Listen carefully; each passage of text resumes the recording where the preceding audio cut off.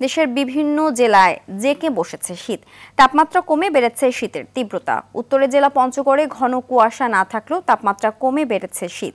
তীব্র শীতে দুর্ভোগে পড়েছেন সাধারণ মানুষ। সকাল ৬টায় জেলায় সর্বনিম্ন তাপমাত্রা রেকর্ড হয়েছে ১১.৩ ডিগ্রি সেলসিয়াস। দিনাজপুরের হিলিতে শীতের প্রকোপ বেড়েছে। কনকনে ঠান্ডায় বিপাকে পড়েছেন নিম্ন আয়ের মানুষরা। সকালে শীতের তীব্রতা বেশি থাকায় কৃষিকাজে যেতে পারছেন না কৃষকরা। সকাল ৬টায় এ জেলায় সর্বনিম্ন তাপমাত্রা রেকর্ড করা হয়েছে ১৩ ডিগ্রি সেলসিয়াস। এদিকে চুয়াডাঙ্গায়ও গেল কয়েকদিনের তুলনায় তাপমাত্রা কমে গিয়ে শীত বেড়েছে। জেলায় সর্বনিম্ন তাপমাত্রা রেকর্ড হয়েছে সকালে ১৫.৫ ডিগ্রি সেলসিয়াস।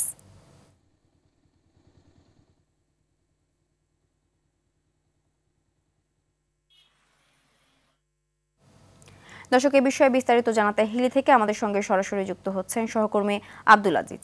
নগদের সর্বোচ্চ বার ১৬৭ টাকা রিচার্জে পাবেন ১ লাখ টাকা পুরস্কার। আরও আছে প্রতি সপ্তাহে পুরস্কার ও ক্যাশব্যাক।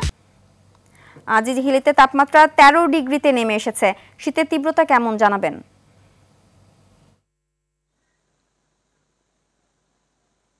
জি সিনথিয়া, আপনি যেমনটি বলছেন, আসলে ১৩ ডিগ্রি সেলসিয়াস তাপমাত্রা কিন্তু অনেকটাই কম, আর এর জন্য কিন্তু জেঁকে বসেছে শীত। তবে বিশেষ করে আপনাকে জানিয়ে রাখি, সকাল ৮টার পর কিন্তু রোদের দেখা মিলছে। তবে রোদের দেখা মিললেও সেরকম তাপমাত্রা তেমনটি নেই। তবে সবচেয়ে বেশি বিপাকে পড়েছে এখানকার নিম্ন আয়ের খেটে খাওয়া মানুষগুলো, কারণ এখন ধান কাটার মৌসুম চলছে।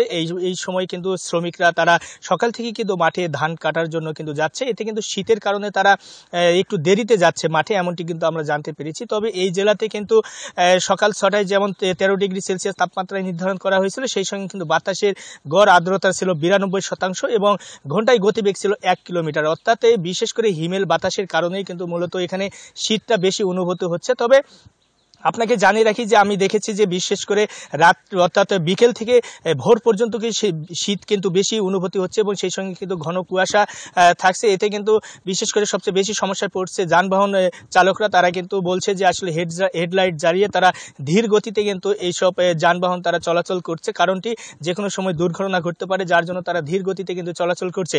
তবে আরেকটা বিষয় জানিয়ে রাখি, যেহেতু শীতের প্রকোপের সময় অনেক সময় দেখি যে আমরা বিভিন্ন সময় বেসরকারি সংস্থা এবং সরকারি সংস্থার পক্ষ থেকে কম্বল বিতরণ করা হয়, সেরকম কিন্তু কোনো প্রকার এখনো চোখে পড়েনি। তবে তৃণমূল মানুষরা অনেক কষ্টে রয়েছে। সেই সঙ্গে হাসপাতালগুলোতে কিন্তু অনেকটাই রোগীর সংখ্যা বৃদ্ধি পাচ্ছে, বিশেষ করে শীতজনিত রোগীর সংখ্যা বৃদ্ধি পাচ্ছে এবং শিশুরা এবং বয়স্করা এটি বেশি আক্রান্ত হচ্ছে।